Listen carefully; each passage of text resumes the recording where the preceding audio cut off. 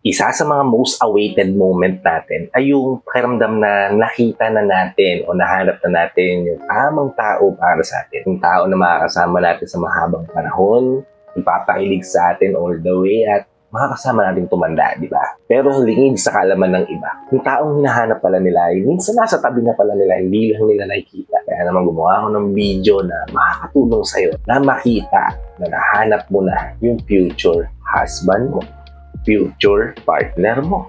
Interesado ka malaman kung ano itong mga signs na to? Tara kapatid, pag-usapan natin yan. Keep on watching.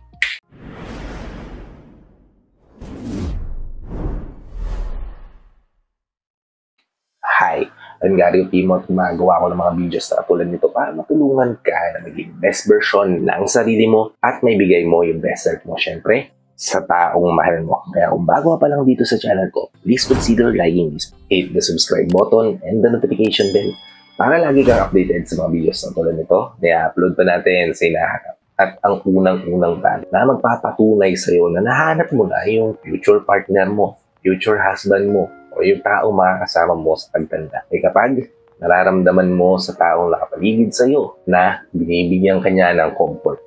Tama po yung narinig nyo. Kapag yung taong nasa paligid mo ay nagbibigay sa'yo ng matinding comfort o matinding pakiramdam na relaxing o pwede kang magpahinga sa tabi niya, pwede kang maging bata sa tabi niya, pwede mong ilabas yung tunay na self mo sa tabi niya. Then kapatid, malaking posibilidad na yung taong yan yung partner na hinihintay mo, partner na matagal mo nang inaasam, partner na makakasama mo hanggang sa pagtanda. Kasi di ba kapag tumatanda tayo, ang unang hinahanap natin, comfortable feeling o yung pakiramdam na hindi tayo stress, hindi tayo pagod kapag kasama natin tong partner na to. Kapag kasama natin tong special na tao na to, na nararamdaman natin na may nag-aalaga sa atin, nagpoprotekta sa atin, at may tao na handang makinig at tumulong sa atin. Kaya naman may taong ganyan sa paligid mo, dahil malaki yung posibilidad kapatid, na yan yung taong hinahanap mo.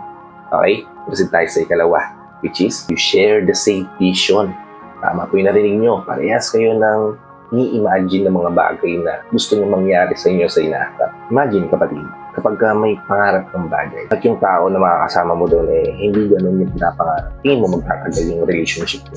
Malamang sa malamang hindi, di ba? Kasi hindi kayo parehas ng iniisip na end line, diba? O yung end point, diba? Yung pinapangarap yung hantungan sa hinahanap, diba? Pero kung parehas kayo, malamang sa malamang, mas magiging komportable kayo sa isa't isa. Malamang sa malamang, mas parehas kayo na mag-grow habang tinatahak nyo yung landas. Gusto nyo maabot, diba? Now, kung ganito yung nakikita mo sa taong nakapaligid sa iyo, kapatid, kung boyfriend mo siya o kaibigan mo siya or whatever, kung ano yung pinaparamdam niya sa'yo na parehas kayo ng vision at parehas na rin kayo ng values na pinapakita sa isa't isa. Then kapatid, malaki yung chance na yung taong yan yung perfect partner para sa'yo.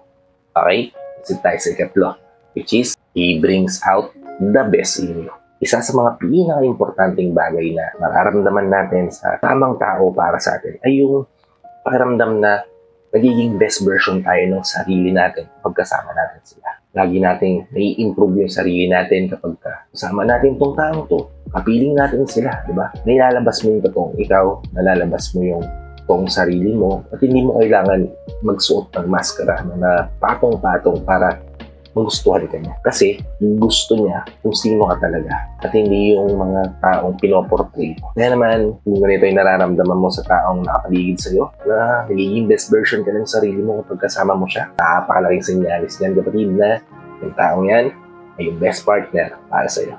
Okay? Proceed tayo sa ika-apat, which is mahalaga sa kanya yung needs and wants mo.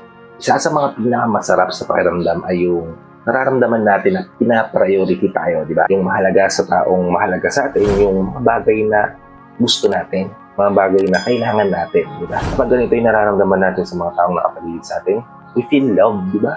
Paramdam natin, sobrang saya natin, di ba? Kapag ganito yung pinaparamdam sa atin, na napapriority tayo, na napapahalagahan yung mga bagay na gusto natin at kailangan natin. Now, kung ganito yung pinaparamdam sa'yo ng taong nakapaligid sa'yo, napakaswerte mga kapatid dahil yan yung tao na makikita at makakasama mo hanggang dulo.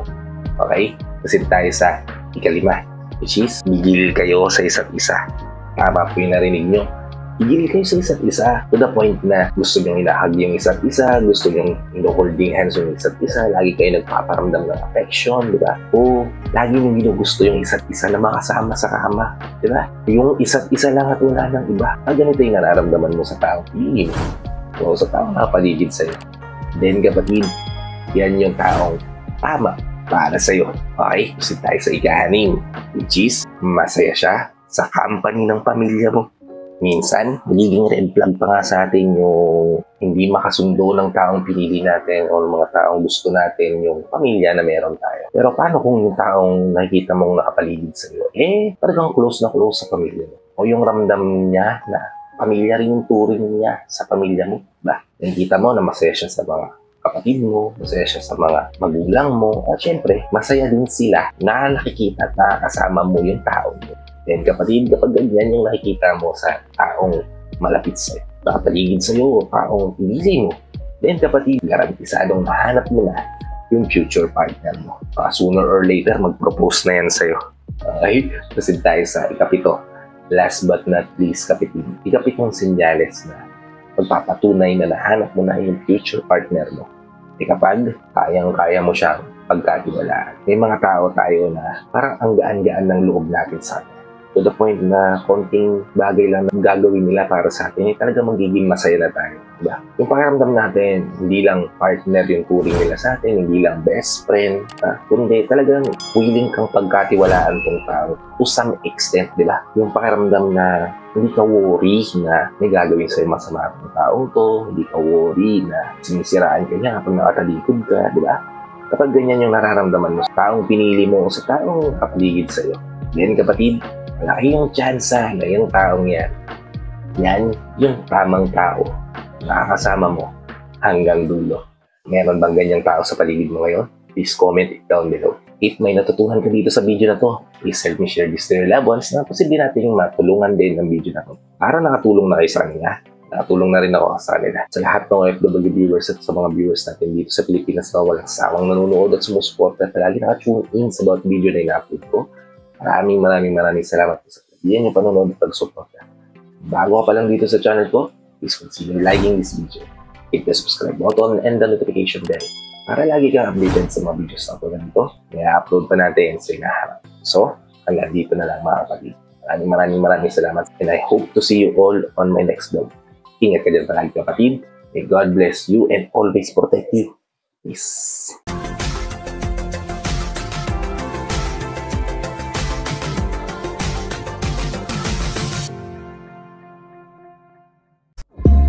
Whenever your heart is broken